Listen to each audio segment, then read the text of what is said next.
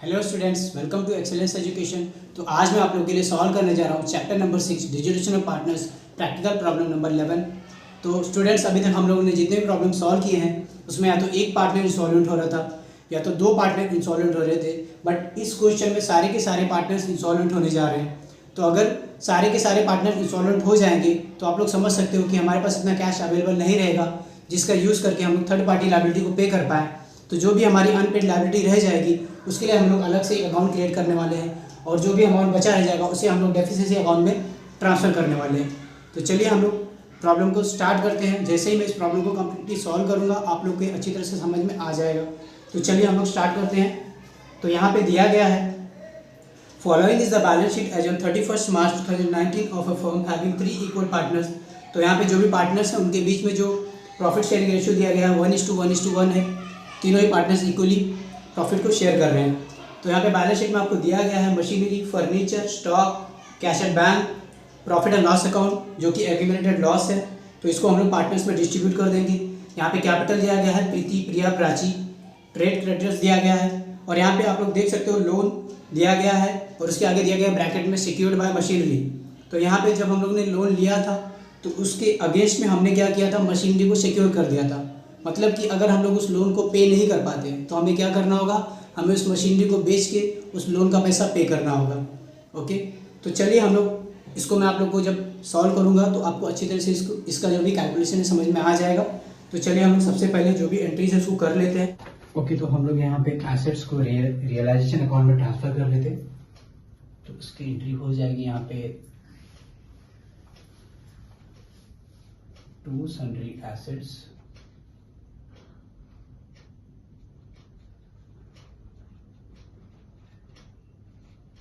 Machinery 23,000, inner column में लिख लेंगे हम।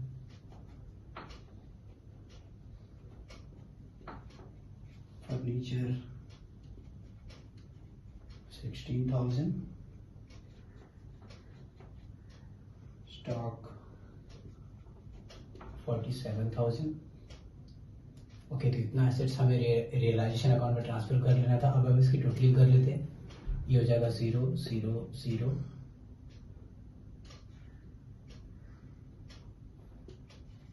86,000। ओके, तो हम लोगों ने यहाँ पे एसेट्स को रियलाइजेशन अकाउंट में ट्रांसफर कर लिया है। अब हम लोग कैश एट बैंक को बैंक अकाउंट में ट्रांसफर कर लेते हैं।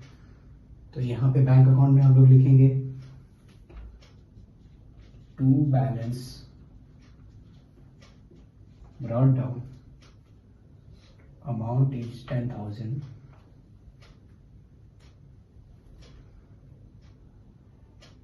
इसके बाद में हम लोग सारे के सारे जो कैपिटल अकाउंट्स है पर्टिकुलर पार्टनर्स की उनकी कैपिटल अकाउंट में ट्रांसफर कर लेते हैं।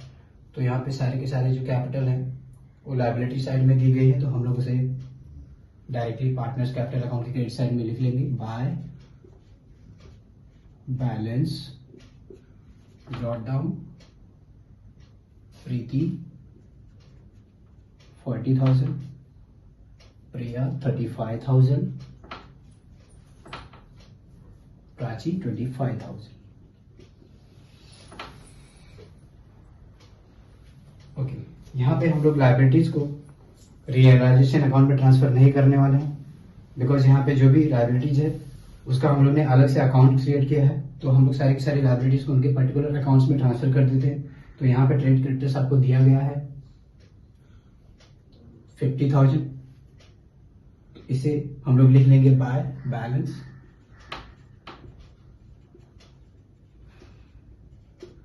Brought down 50,000।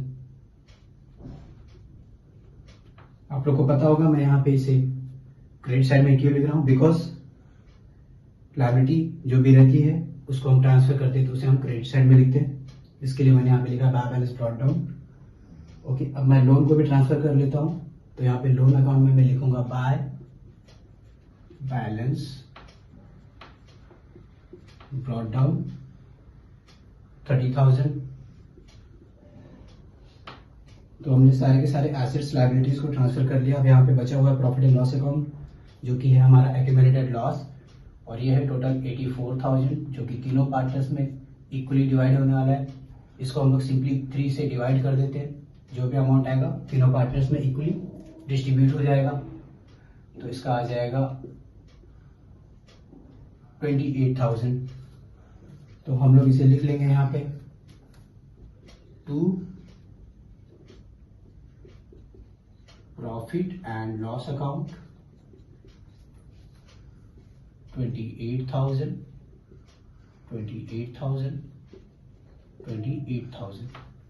ओके। और हम लोगों ने यहाँ पे प्रॉफिट एंड लॉस अकाउंट नहीं बनाया तो इसकी सेकेंड एंट्री नहीं होने वाली है। ओके, तो हम लोगों ने यहाँ पे जितने भी चीजें बैलेंस शीट में दी गई थी हमने सबको उनके पर्टिकुलर अकाउंट में ट्रांसफर कर दिया है। अब हम लोग आते हैं एडजस्टमेंट पे। तो first adjustment is given as the firm was dissolved due to insolvency of all the partners. Machinery was sold for 18,000 while furniture fetched 14,000, stock realise 35,000। तो यहाँ पे हमें कैश आ रहा है तो हम लोग रियलाइजेशन अकाउंट में उसे लिखेंगे by bank account. Machinery was sold for 18,000, machinery 18,000 inner column में लिख लेते हैं हम। फर्नीचर फर्स्ट 14,000, फर्नीचर लिख लेते हैं हम लोग 14,000 इनर कॉलम में।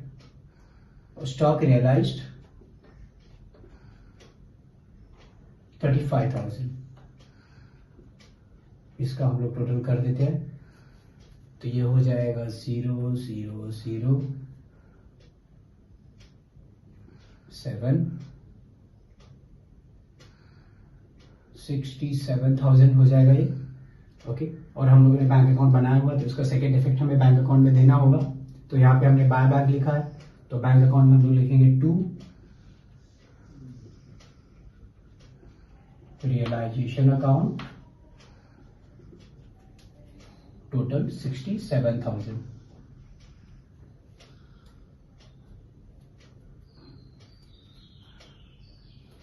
यहाँ पे हम लोग लिख सकते हैं ब्रैकेट में assets realised.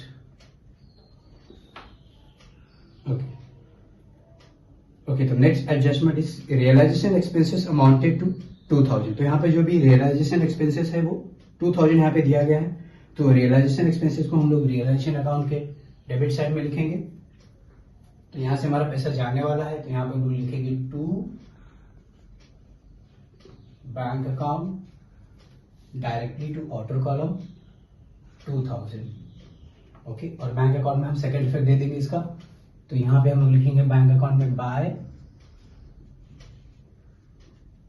Realisation account 2,000। So we have given both the effects. Okay, तो हम लोगों ने यहाँ पे आगे यहाँ पे दिया गया nothing could be recovered from Priya and Prachi, but 3,400 could be collected from Preeti's private estate. तो यहाँ पे जो दो पार्टनर्स हैं प्रिया एंड प्राची, उनसे हमें कुछ भी नहीं मिला है, बट यहाँ पे जो प्रीति है उनसे हमें 3,400 रिकवर हुआ है। ओके, तो यहाँ पे हमारे पास पैसा आने वाला है तो हम लोग उसकी एंट्री लिखेंगे पार्टनर्स कैपिटल के क्रेडिट साइड में बाय बैंक अकाउंट, और जो अमाउंट रिकवर हुआ हमें प्रीति से हुआ है द अमाउंट इज 3,400। तो हम लोग यहाँ पे लिख लेते हैं 3,400 और इसका सेकेंड इफेक्ट आ जाएगा बैंक अकाउंट में। तो यहाँ पे क्रेडिट साइड में है तो बैंक अकाउंट में डेबिट साइड में आ जाएगा bank account debit to Preeti's capital account. हम यहाँ पे लिख देंगे प्रीतिस कैपिटल अकाउंट 3,400।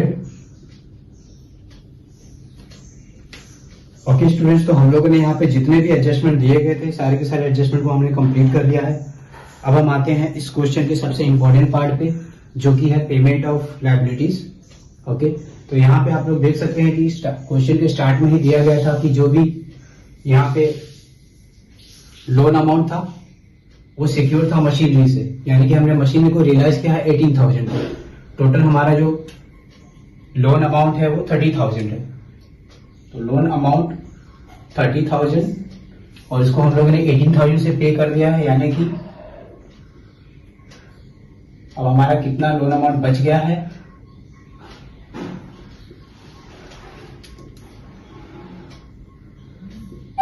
हमारा 12,000 अमाउंट अभी भी बच गया है। ओके, तो हम लोगों ने इसे लोन को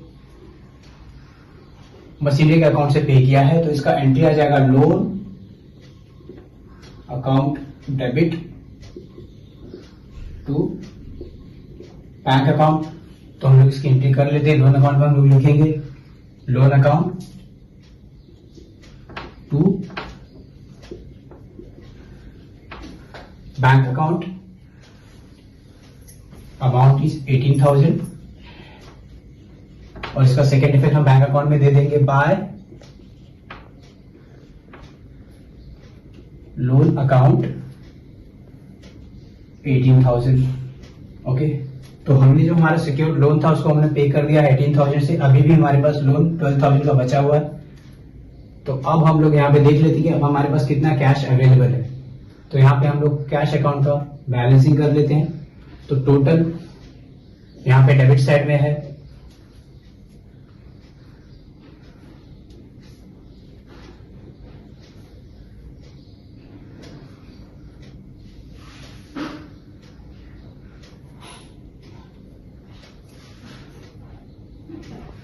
हमारे पास 80,400 है यहाँ पे, और यहाँ पे से हम लोग माइनस करेंगे।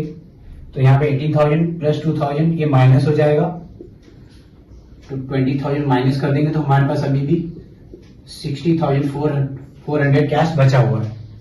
ओके, तो हम लोगों ने यहाँ पे लोन का अमाउंट पे करने के बाद में, जो कि मशीनरी से रिलाइज करने से हमें जो पैसा मिला था उसका पे करने के बाद में हमारे पास अभी 60,400 कैश बचा हुआ है।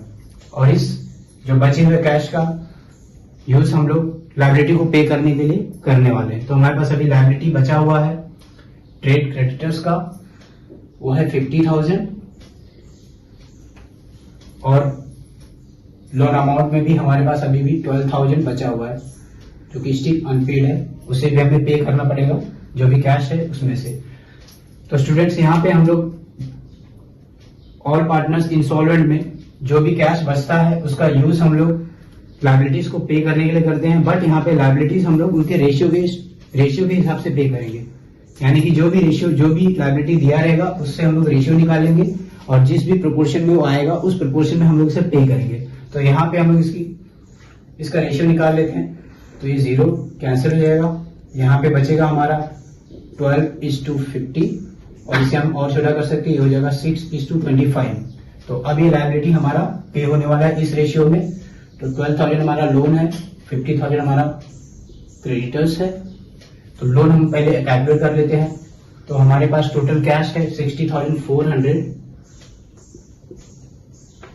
और ये पे होगा 6/31 में। ओके, तो हम लोग इसका कैलकुलेशन कर लेते हैं। तो यहाँ पे हो जाएगा 31 डिवाइडेड बाय 60,400,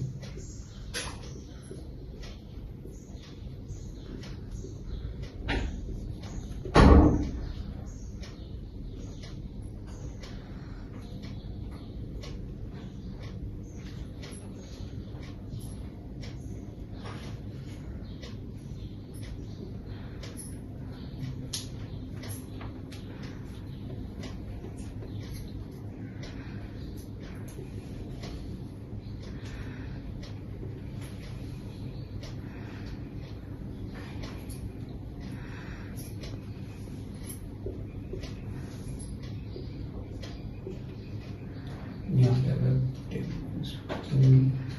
- 2 2 0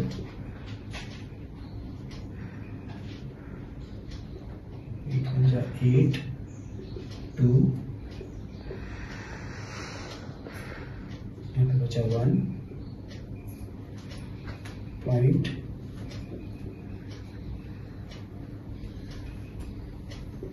3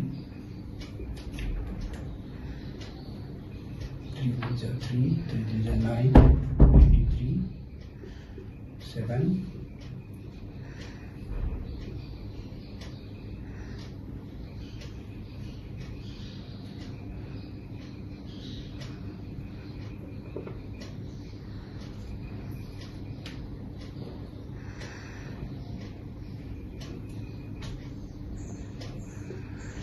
ओके, तो ये हो जाएगा हमारा 1948 अब इस 1948.38 को हम लोग मल्टीप्लाई करेंगे 6 से। 1948.38 मल्टीप्लाइड बाय 6,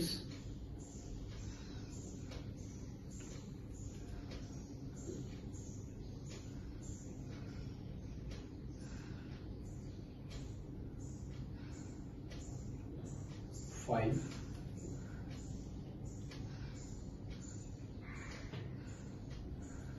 6, 5,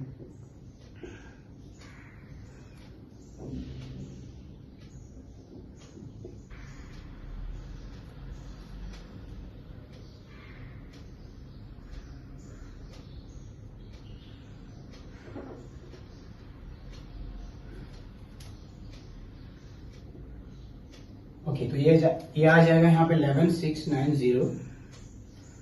ओके, तो हम लोगों ने 11690 जो भी कैश बचा हुआ था उसका यूज हम लोगों ने लोन को पे करने के लिए यूज किया, और हम लोन पे कर पाएंगे 11690। इसका मतलब अभी भी लोन में से कुछ पार्ट बाकी रह जाएगा। ओके, तो यहाँ पे टोटल कैश था। अब हम लोग निकाल लेते कि हम लोग अब यहाँ पे ट्रेड क्रेडिटर्स कितना पे कर पाएंगे। तो 60,400 हमारे पास टोटल कैश था, उसमें से हम लोग अब लोन को पे करेंगे 11690। तो यहाँ हमारे पास बच जाएगा 48,710।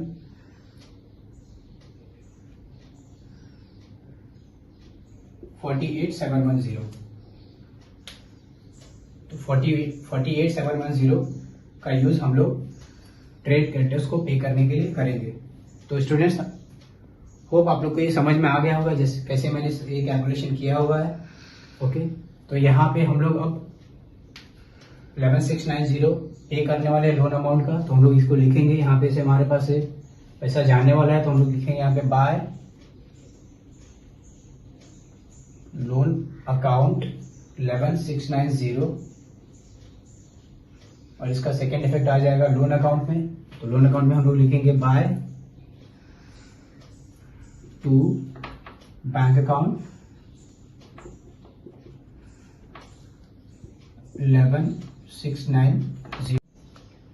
ओके, हम लोग अब यहाँ पे 48,710 का यूज ट्रेड क्रेडिटर्स को पे करने के लिए करने वाले हैं। तो यहाँ पे हम लोग लिखेंगे हमारे पास से पैसा जाने वाला है, तो हम लोग यहाँ पे लिखेंगे by trade creditors and the amount is 48,710। इसका सेकेंड इफेक्ट आ जाएगा ट्रेड क्रेडिटर्स अकाउंट में, तो यहाँ पे आ जाएगा टू बैंक अकाउंट 48,710। तो यहाँ पे हम लोगों ने दोनों इफेक्ट दे दिया है। ओके, तो अब हम लोग यहाँ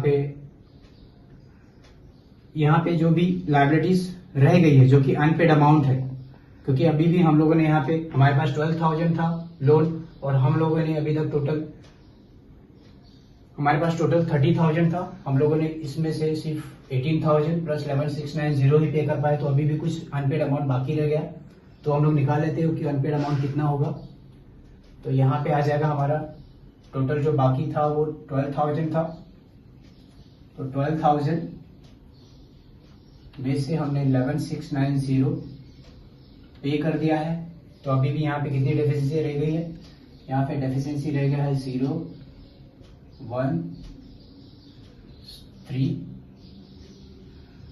ओके, तो यहाँ पे 310 की डेफिशिएंसी अभी भी रह गई है। तो हम लोग अभी यहाँ पे लोन अकाउंट को बैलेंस कर लेते हैं। तो यहाँ पे हम लोग लिखेंगे टोटल 30,000 है,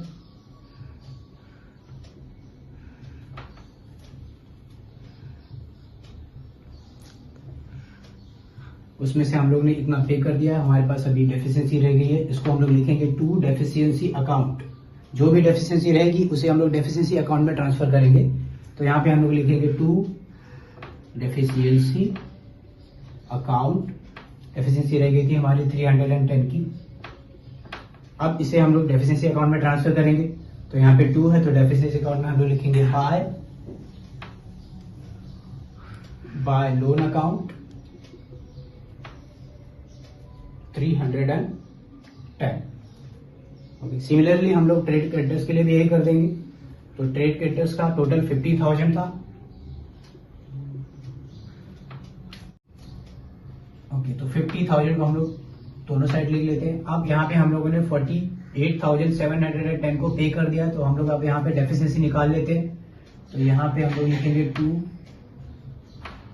डेफिशिएंसी अकाउंट, और कितनी डेफिशिएंसी आ जाएगी यहाँ पे 50,000 में से माइनस कर देते हैं हम लोग 48,710 को, तो ये आ जाएगा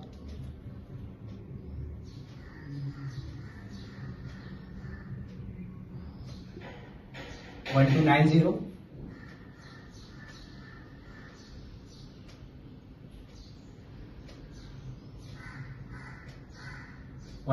आ जाएगा यहाँ पे, तो हम लोग लिख देंगे 1290, और इसका सेकेंड इफेक्ट हम दे देंगे डेफिशिएंसी अकाउंट में। तो यहाँ पे 2 डेफिशिएंसी है, डेफिशिएंसी अकाउंट में आ जाएगा by trade creditors account, trade creditors account 1290। Okay, तो अब हमारा यहाँ पे ट्रेड क्रेडिटर्स और लोन अकाउंट कंप्लीट हो चुका है। ओके, अब हम यहाँ पे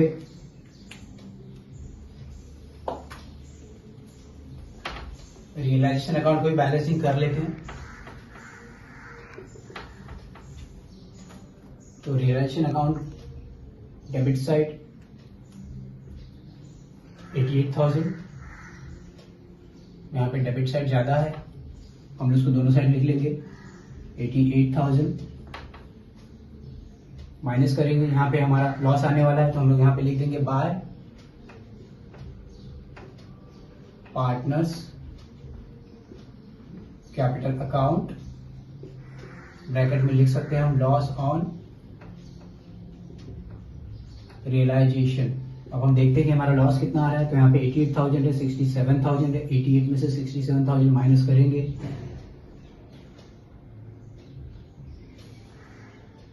तो ये 21,000 आ जाएगा। अब इस 21,000 को तीनों पार्टनर्स में इक्वली डिस्ट्रीब्यूट करेंगे, तो ये हो जाएगा, हम लोग 3 से डिवाइड कर देंगे 21,000 को, तो 21,000 डिवाइडेड बाय 3, 7,000 ईच। ओके, तो यहाँ पे तीनों पार्टनर्स को 7,000 लॉस आ जाएगा। हम यहाँ पे लिखेंगे प्रीति 7,000, प्रिया 7,000, प्राची 7,000, टोटल लॉस 21,000। ओके, अब इस लॉस को हम लोग ट्रांसफर कर देंगे पार्टनर्स कैपिटल अकाउंट में। तो यहाँ पे बाय, यहाँ पे हम लोग लिख देंगे टू रियलाइजेशन अकाउंट,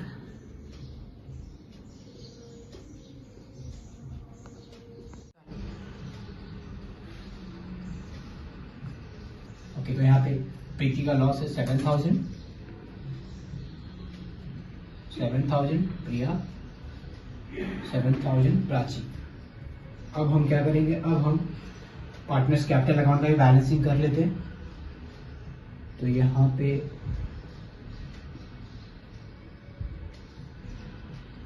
सबसे पहले प्राची का कर लेते हैं। तो यहाँ पे 25,000 है, यहाँ पे 28 + 7, यहाँ पे आ जाएगा 35,000। डेबिट साइड इज मोर, हम उसको 35,000 दोनों साइड लिख लेते हैं, और यहाँ पे हमारा बैलेंस आ जाएगा।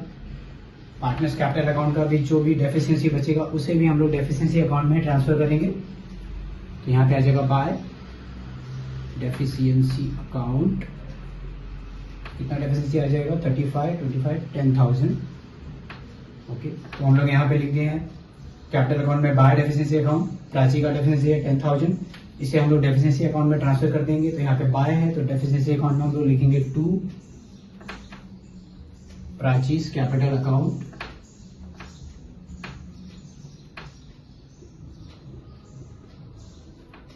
ये आ जाएगा हमारा 10,000। ओके, अब हम लोग यहाँ पे प्रिया का भी बैलेंसिंग कर लेते हैं। तो प्रिया का यहाँ पे टोटल 35,000 है, यहाँ पे प्रिया का डेबिट साइड भी 35,000 आ रहा है। ओके, तो यहाँ पे हम लोग को प्रिया का कोई भी अमाउंट ऐसा नहीं है जो हम डेफिशिएंसी अकाउंट में ट्रांसफर करेंगे, बिकॉज प्रिया का डेबिट साइड और क्रेडिट साइड दोनों सेम आ चुका है। तो यहाँ पे इसकी कोई भी डेफिशिएंसी नहीं है और इसे हम लोग ट्रांसफर नहीं करेंगे। अब हम प्रीति का भी बैलेंस निकाल लेते हैं। तो यहाँ पे credit side 43,400, okay, credit side is more 43,400, दोनों साइड लिख लेते हैं हम लोग। 43,400 माइनस कर देंगे हम लोग, यहाँ पे आ जाएगा हमारा 2 डेफिशिएंसी अकाउंट। तो यहाँ पे प्रीति का डेफिशिएंसी डेबिट साइड में आ रहा है। तो 28 + 7 35,000, 43,400 माइनस 35,000, तो डेफिशिएंसी आ जाएगा 8,400। तो प्रीति का डेफिशिएंसी आ गया 8,400। हमारा कैपिटल अकाउंट भी टैली हो चुका है। अब हम इस डेफिशिएंसी को डेफिशिएंसी अकाउंट में ट्रांसफर कर देते। तो यहाँ पे 2 है, तो यहाँ पे आ जाएगा बाय, डेफिशिएंसी था प्रीति का, तो बाय प्रीतिस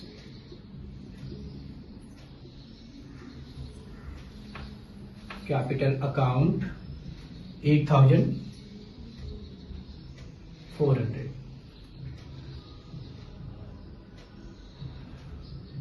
ओके, तो अब हम यहाँ पे डेफिशिएंसी अकाउंट को भी टोटल करके देख लेते हैं। यहाँ पे दोनों साइड सेम आना चाहिए हमारा। यहाँ पे 10,000 है, देखते हैं इस तरफ इस साइड में 10,000 आ रहा है कि नहीं। 8,400, 390, 400 होगा, 426। ओके, तो ये 10,000 आ चुका है यहाँ पे।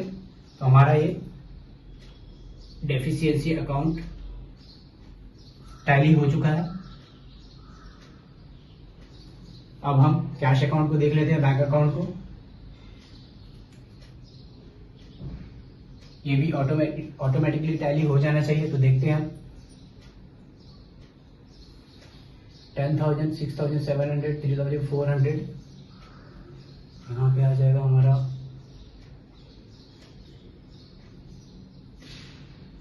0, 0, 4,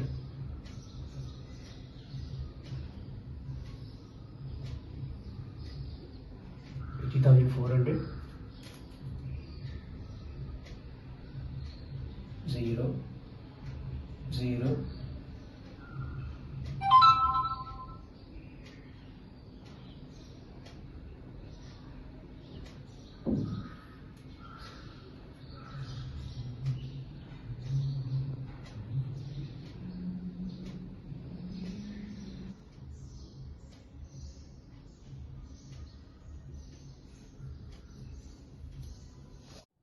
तो स्टूडेंट्स, इस तरह से हम लोगों ने practical problem number 11 completely solve कर लिया है। आई होप आप लोग को अच्छी तरह से समझ में आ गया होगा।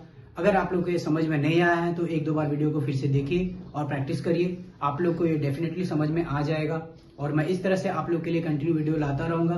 तो आप लोग जल्दी से चैनल को सब्सक्राइब कर लीजिए और इसे अपने फ्रेंड्स के साथ शेयर करिए, जिससे कि आगे आने वाली कोई भी वीडियो आपसे मिस ना होने पाए। Thank you, bye.